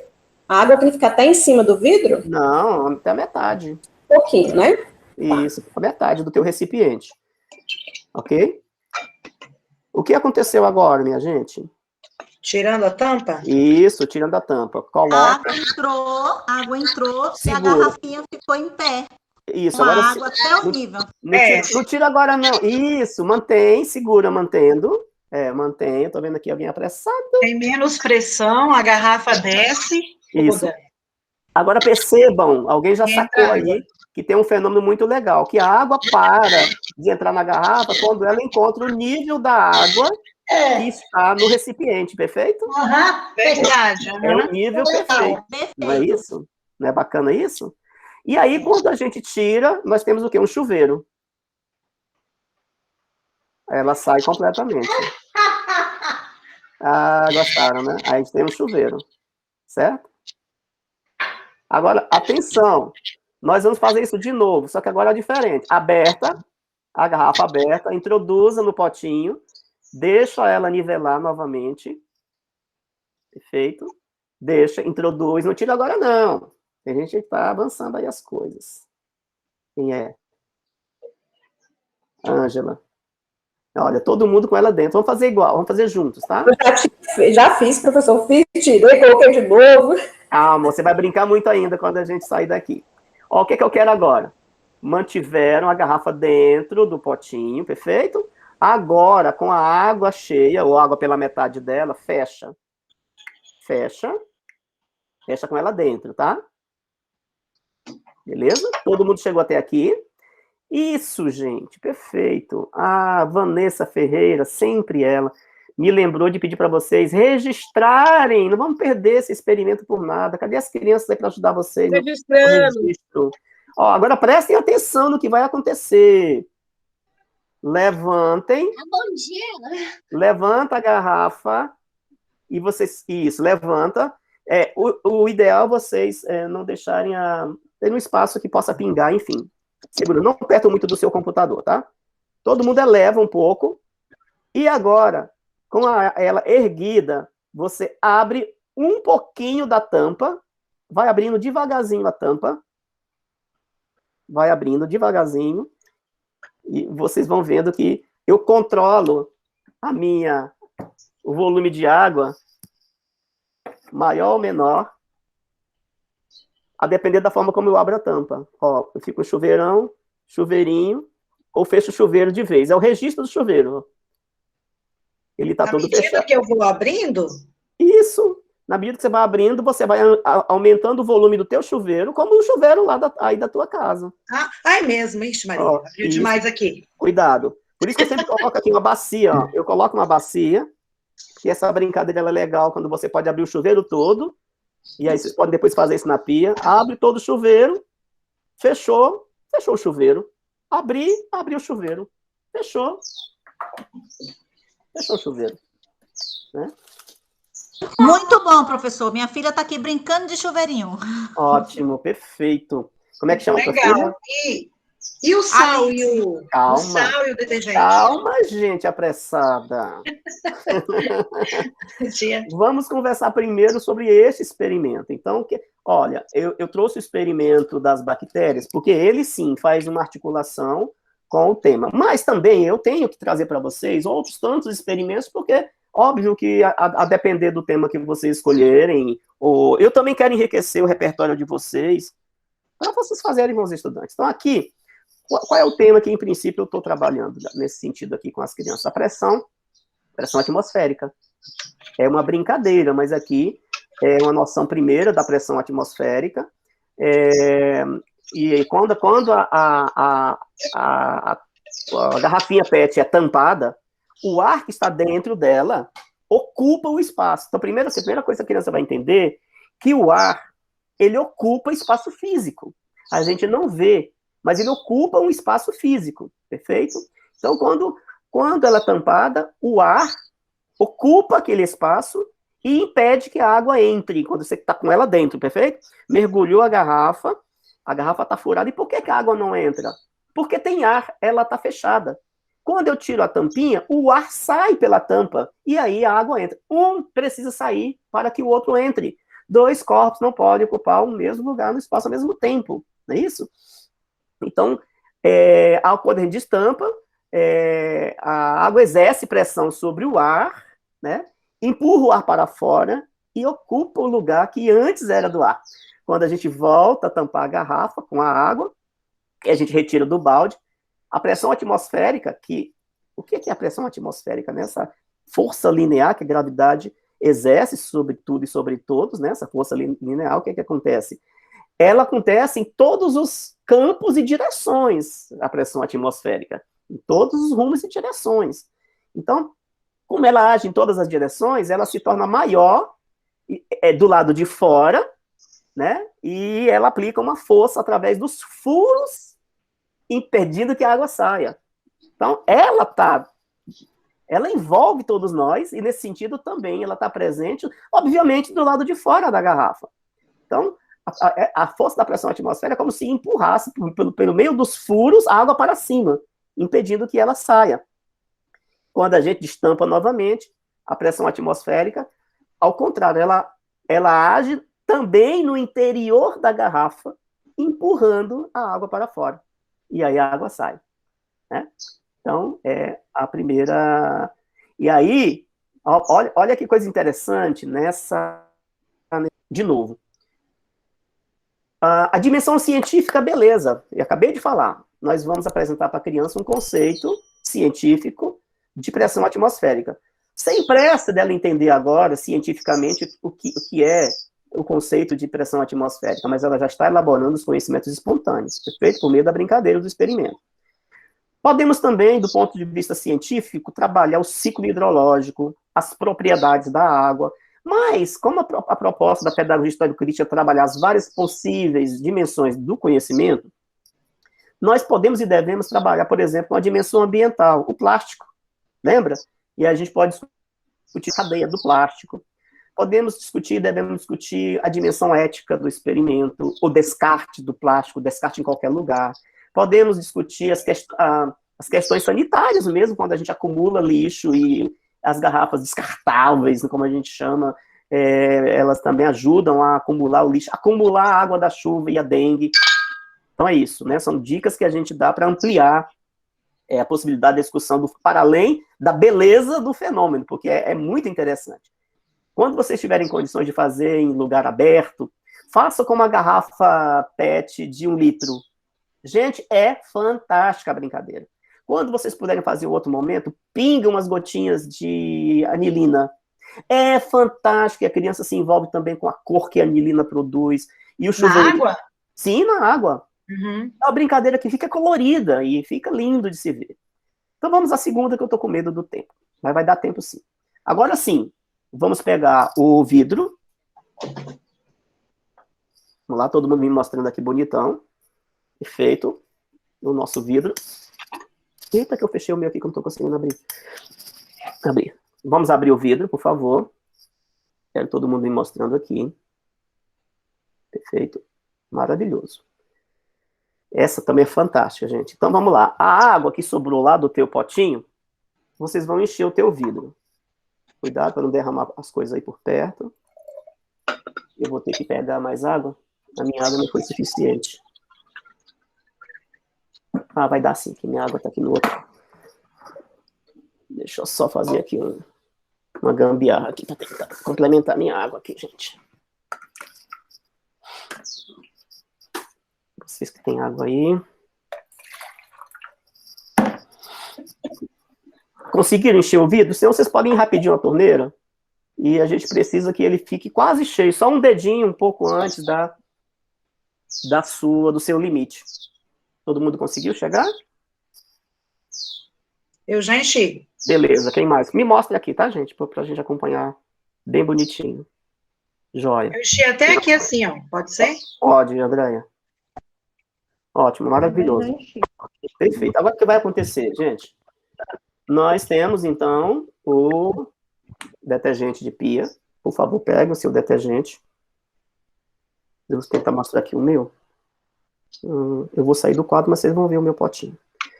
Nós vamos colocar aqui nesse pote um fio de detergente. Não tem uma medida exata, não, mas põe assim um fio bonito, porque se faltar, a gente vai complementando, tá?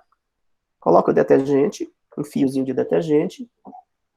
E em seguida, o sal.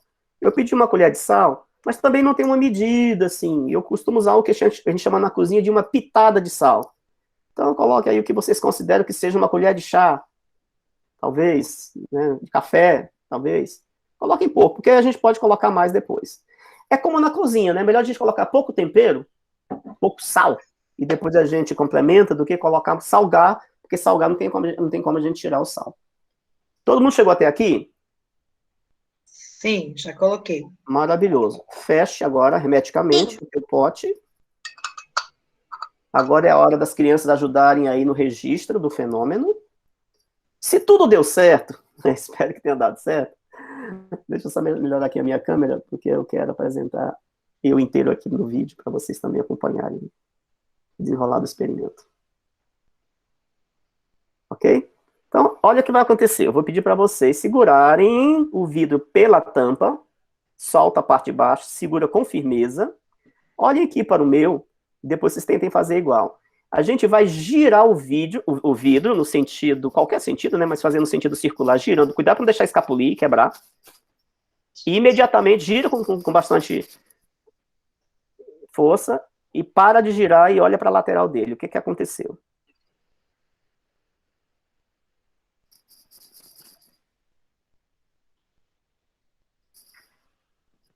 Ah, já estou vendo um que ficou bem bonitão, que é o da Alane, mas o teu tá...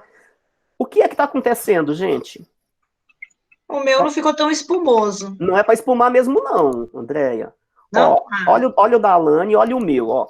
Olha o fenômeno aqui no meu primeiro. A gente tem um fura... Redemoinho? Isso! Ah, isso eu vi no meu aqui, ó, em cima, né? Não, na verdade, isso. A verdade vem de baixo para cima, né? Isso, de baixo. Ele nasce no pé do vidro. Isso. Isso. E a ponta do furacão, a ponta do tufão, enfim. Vai para a tampa.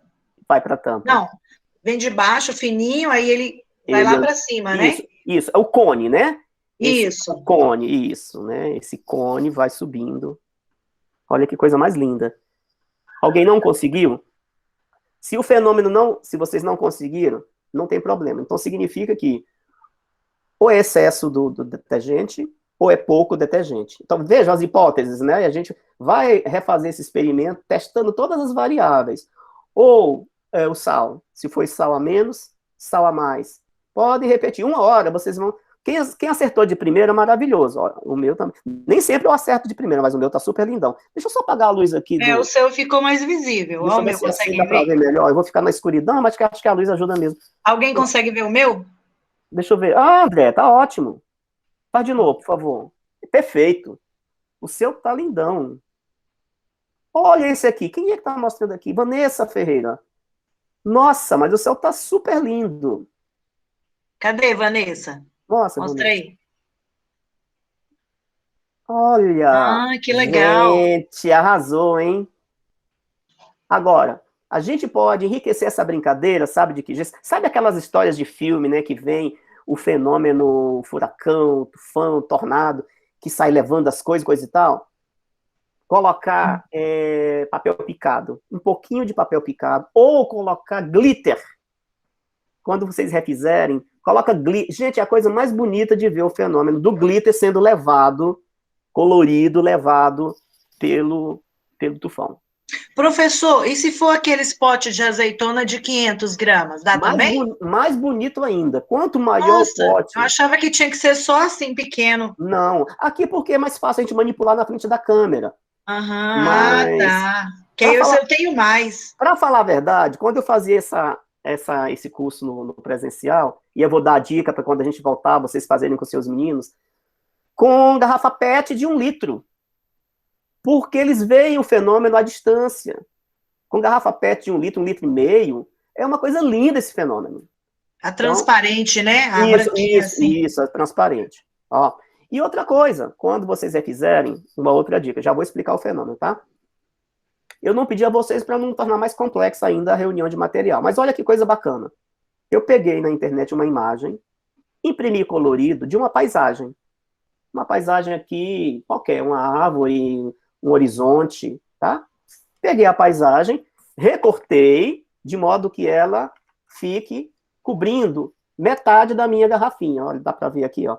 Eu coloco ela ao contrário, de modo que a imagem fique de dentro da garrafa.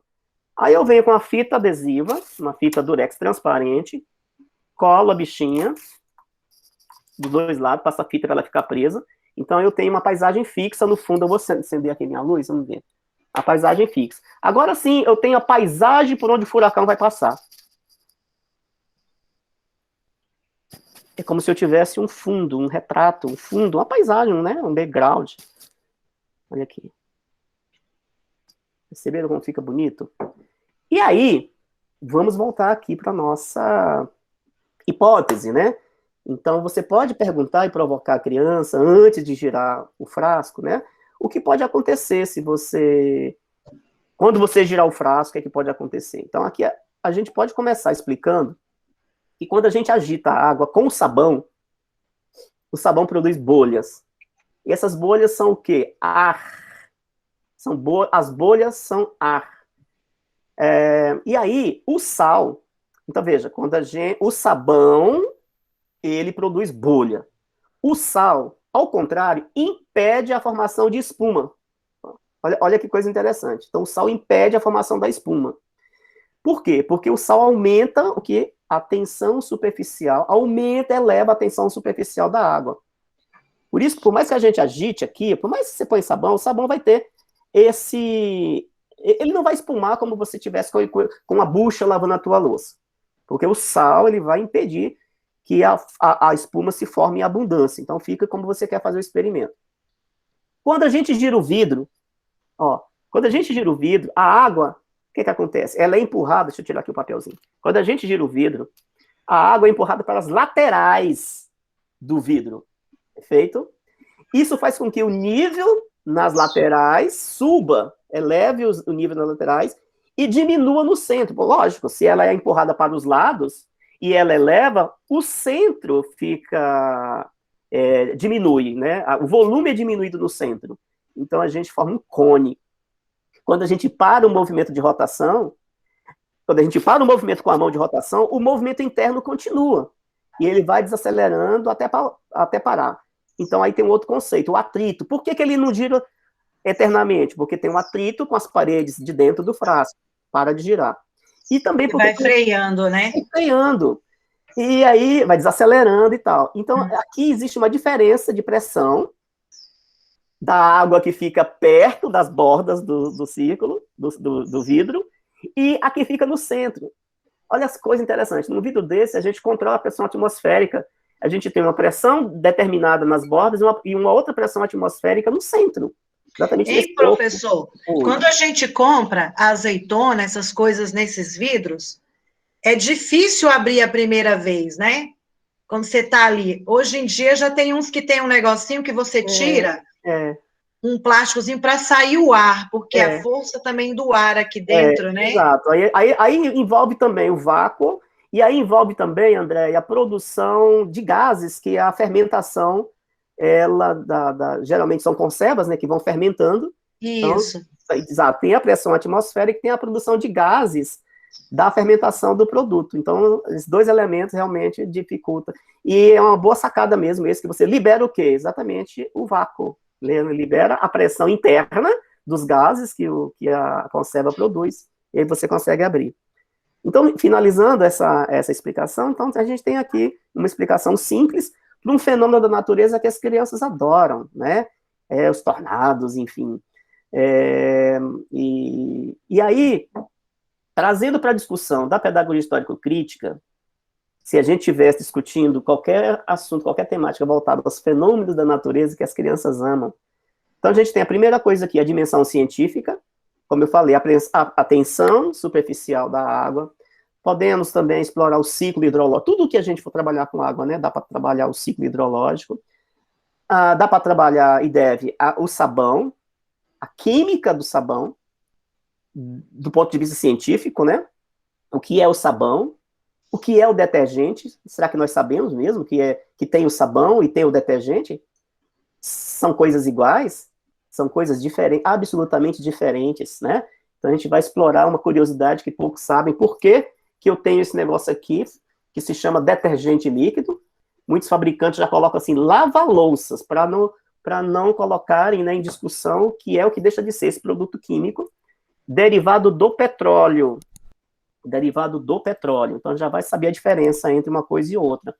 Só para iniciar a discussão, vocês têm isso aqui em casa? Vocês usam isso aqui? Sim. Você chama essa barra aqui de sabão ou de detergente? Sabão em barra. Por que não é detergente em barra? Né? Pois é. Então, veja. Senso comum. Pois é. Mas o único sabão que existe é esse aqui. É o dos nossos avós, das nossas mães.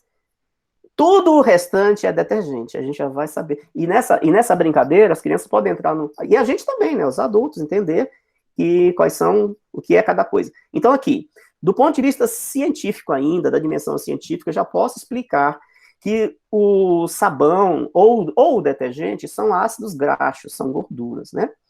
E, na verdade, tanto um como o outro, presta atenção, tanto este em barra como este, que são coisas diferentes, mas são iguais quando são detergentes no sentido da palavra. Deterge, né?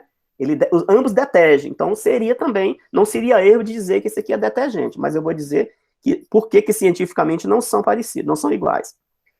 O detergente, esse negócio aqui do potinho, ele, em relação a esse, quando vocês usam isso aqui no tanque ou na pia, não sei, na louça ou na roupa, vocês vão perceber que esse aqui do potinho, o detergente lava-louça, IP, qualquer coisa que seja, ele é mais espumante, né? Ele produz mais espuma. E a gente tem um fascínio de sabão que espuma mais é bom porque espuma mais. E dá-lhe espuma, e dá-lhe espuma, e eu vou dizer para vocês o que é... A espuma vai todo para o meio ambiente. É isso, a espuma vai todo pro ralo, a espuma vai parar no rio, no córrego, no Lago Paranoá, a espuma vai matar nossas tilápias. Então, o que ocorre? Esse daqui, de fato, ele produz mais espuma, né? E a gente precisa reconhecer que ele remove mais gorduras, tá? E esse remove mais gordura. Mas aí, do ponto de vista ambiental, o que é que nós temos exatamente aqui? Essa relação do sabão em barra, né? O sabão, como a gente conhece, ele não espuma tanto, perfeito? Ele tira a sujeira tanto quanto, mas ele precisa de mais braço. Ele precisa de mais força. Ele limpa tanto quanto, mas precisa de mais esforço. E hoje em dia a gente quer menos esforço, cada vez menos esforço, né? E a vantagem dessa gracinha aqui, que ela é feita de gordura, enquanto esse aqui é feito de petróleo. Óleo e gordura e petróleo. Então esse daqui é verdadeiramente biodegradável. A espuminha dele é espuma de gordura. Ele vai para a natureza, ele protege a natureza em vez de prejudicar a natureza. Os resíduos, tanto desse quanto desse, como a gente falou agora, né, eles vão para o esgoto, do esgoto, claro, né, vão para os rios, vão para os nossos lagos, né, vai para o nosso Paranoá, para outros lagos. E qual é a função das bactérias? Elas apareceram aqui de novo. Então, quando elas chegam, quando a espuma e os resquícios, os dejetos, enfim, do que nós lavamos, vão para o esgoto e os rios, eles são decompostos por bactérias que existem na água para essa finalidade. Esse aqui vai ser decomposto. Esse é biodegradável. Esse, as bactérias não gostam disso. Tem gosto nenhum. Então, exatamente, isso aqui, quando se acumula numa forma de espuma, numa camada de espuma, tira a oxigenação da água. Vocês viram aquelas espumas que aí não deixam o oxigênio nem o oxigênio nem a luz entrar, mata os nossos peixes, a vegetação, né, também dos rios, né, do fundo dos rios, do nosso lago, e aí o resultado nós já sabemos, né. Então, na verdade, o sabão em pó, por exemplo, nós temos mas aí eu uso sabão em pó. Aí eu pergunto para vocês usam sabão em pó ou detergente em pó? O que vocês acham? Detergente em pó, né? Mas olha, vocês ouviram falar de sabão de coco ralado em pó? Também já tem. Perfeito. Então, também, a gente pode dizer que se a origem é do óleo da gordura, como o sabão de coco é maravilhoso, você também pode usar na tua máquina como se fosse o detergente. Na verdade, quando você compra essa maravilhosa marca aqui, né, Omo, e aí, antigamente, você tinha, assim, sabão em pó.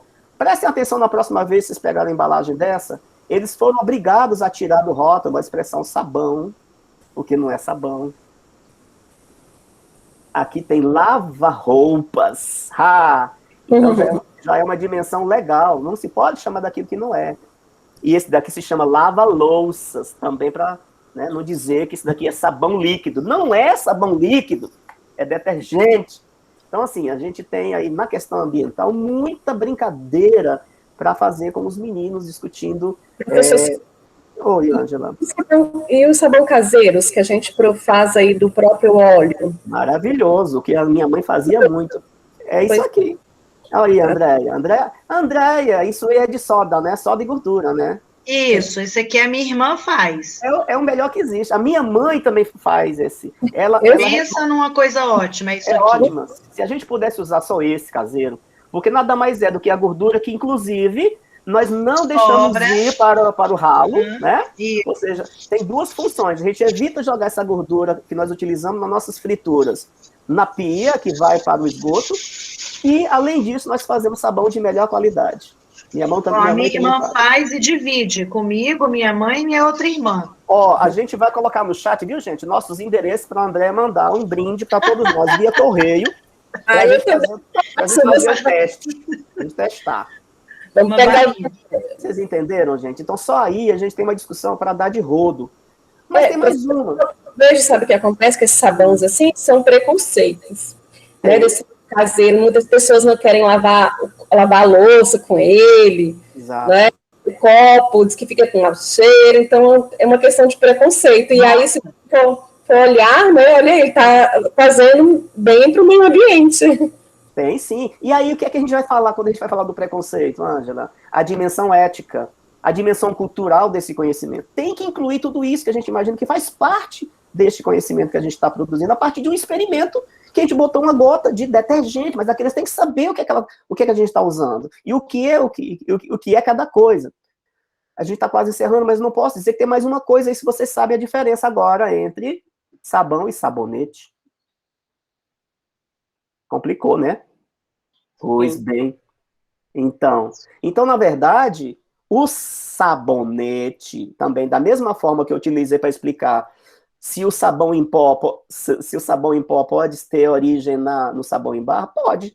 Se ele for produzido, se ele for processado de modo que ele fique em pó, ele é sabão em pó. É certo que o Omo não faz sabão em pó e nenhum dos outros fabricantes. Mas, o que é o sabonete, gente? O sabonete, via de regra, o sabonete industrial que a gente compra, pode ser o mais cheiroso do mundo, ele é detergente, em barra. Agora, qual é a diferença técnica? É que se o sabão ele é mais bruto, esse sabão ele é bruto, o detergente pode ser também fabricado para que fique em barra, ele é bruto. Então, a gente pode chamar de sabonete, sabonete. A diferença química, precisamente, é o pH. Vamos começar por aí. A alcalinidade, a acidez. Então, aquilo que dizem que o sabão de soda cáustica e gordura, ele tem um cheiro desagradável, provavelmente seja o pH, que é muito alto, a alcalinidade dele, e etc. e tal. A diferença técnica para o sabonete é que ele é menos alcalino, enquanto esse aqui é utilizado para limpezas mais pesadas, o sabonete para limpeza corporal. Porque sim, ele tem todo o controle de pH, de ácidos graxos, o perfume, né? Mas a gente não pode comer sabonete e beber sabonete, né? De qualquer forma, continua sendo um produto tóxico. Então, do ponto de vista técnico e científico, a diferença é essa, do que é o sabão e do que é o sabonete, perfeito? E aí, já caminhando aqui para encerrar, nós também podemos falar do sal, como nós já fizemos no primeiro experimento do sal. Então, a origem do sal, a química do sal. Podemos, é claro, falar dos fenômenos atmosféricos, da diferença entre... As crianças fazem muita confusão, às vezes não, às vezes o adulto também é professor ou professor. Desculpem. E nós não podemos fazer a confusão entre furacão, tufão e tornado. São coisas diferentes entre si, mas, na verdade, o furacão e tufão é a mesma coisa, tá? Furacão e tufão é a mesma coisa, a depender de onde ele ocorre, né? O tornado é outra coisa. Então, se há uma diferença entre o que é tornado e furacão / tufão, aí a gente pode, já brincando com esse experimento, mostrar para o menino, e falando dessa diferença essencial entre uma coisa e a outra, né?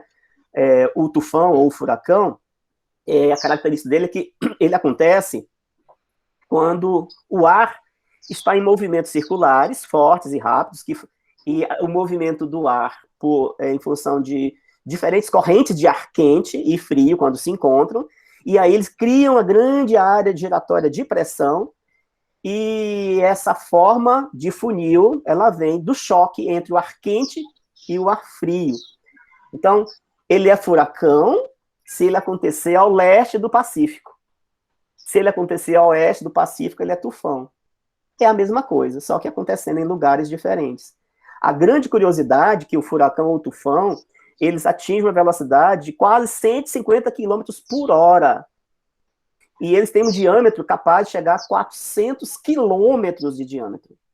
E varre tudo que tem pela... O tornado, por sua vez, ele se dá em terra firme. Então, o furacão e o tufão se dão no oceano, nos oceanos, o tornado se dá em terra firme. Então, quando a gente tem notícia, um tornado passou e devastou... Então, vocês podem observar que é em terra firme.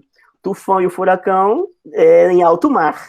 Ocorre que o tufão e o furacão ocorrem em alto mar, mas podem atingir a costa. E quando eles são construídos, são produzidos em alto mar, eles vêm costa dentro e traz a água, enfim, destrói do mesmo jeito. O tornado acontece já em terra firme, exatamente pelo mesmo princípio de colunas de ar, e essas colunas nascem de nuvens que estão se preparando para se transformar em tempestade. Então, eles se formam em terra e começam a girar em forma de um funil gigante. Eles se formam em terra, olha que coisa curiosa, eles se formam na terra, e esse funil, ele se eleva. Ele se forma aqui, mas ele tem uma distância da terra. Agora, aí a tragédia é quando a ponta desse funil toca o chão. Quando se toca o chão, esse fenômeno dos tornados, eles são mais destrutivos de qualquer furacão, qualquer tufão. Ele chega a alcançar 500 km por hora, enquanto que um tufão seriam 150 km por hora. Então, são curiosidades que as crianças adoram, e a gente está possibilitando discutir as várias faces do conhecimento, né? E não pararia por aqui, a gente pode discutir a origem do sabão, né? Assim como os nossos ancestrais, a nossa mãe, a nossa avó, a tia da Andréia, que faz esse sabão maravilhoso. Elas não inventaram, gente. O sabão, como a gente conhece, da gordura dos animais, vem desde a Babilônia. Os caras inteligentérrimos, que sujavam tudo, sujavam as túnicas, e queriam tomar um bom banho. Os caras eram higiênicos, viu? Talvez até mais do que a gente. E aí tiveram essa ideia de utilizar as gorduras dos animais que eles abatiam com produtos que seriam a soda cáustica no futuro. Gente, há registro na história que o sabão existe há cerca de 3.000 anos antes de Cristo, na Babilônia. Se usava o sabão, e se lavava as mãos, né? E não se aglomerava, e ninguém ia bater perna em shopping, mas isso é uma outra história. E a questão cultural também, né, nesse experimento do sabão, do detergente, porque aí na hora de lavar as mãos, não importa que seja sabão, que seja um pouquinho de detergente, sem excesso da gordura, porque é quase inevitável, né, gente, que a gente não tem uma porcaria dessa na nossa pia, infelizmente, né? E também tem a questão da indústria. Qual seria o interesse da indústria de fazer algo... Ah, sim, tem algo importante dizer para vocês, quase esqueço. Algumas indústrias já estão fazendo o detergente... Ah, você já deve ter visto. Aliás, quem é que lê rótulo, né? Passem a olhar, porque o IP é um desses que já colocaram produtos biodegradáveis, nem tanto. Eles dizem que são, mas ainda não são. Mas algumas marcas já têm uma preocupação com o meio ambiente, e, de fato, eles já introduziram nos detergentes produtos químicos que já vão quebrando as moléculas antes de chegarem ou quando chegarem nos esgotos. Então, alguns já aparecem biodegradáveis. Esse daqui o IP é.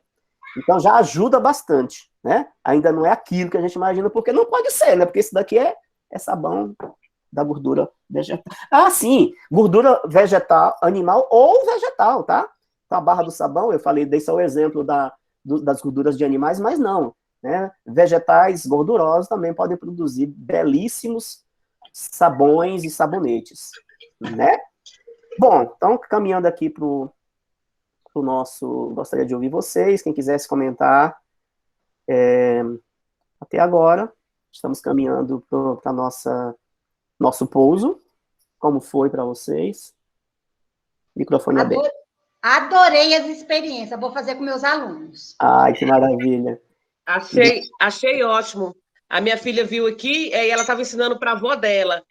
Como é Ixi, que faz? foi rápido assim, né? Quando a tampa está aberta, a tampa fechada. Ela estava ensinando para a avó. Maravilhoso isso, né, gente? Ela amou. Coisa boa.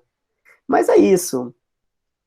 Atenção, senhores passageiros. Então, dentro de instantes, pousaremos no aeroporto de Brasília. Mantenha os encostos na posição vertical.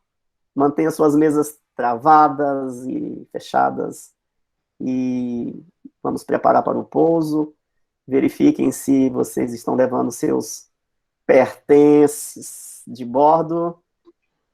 Verifiquem se não esqueceram nada. Agora a nossa aeronave se prepara para o pouso.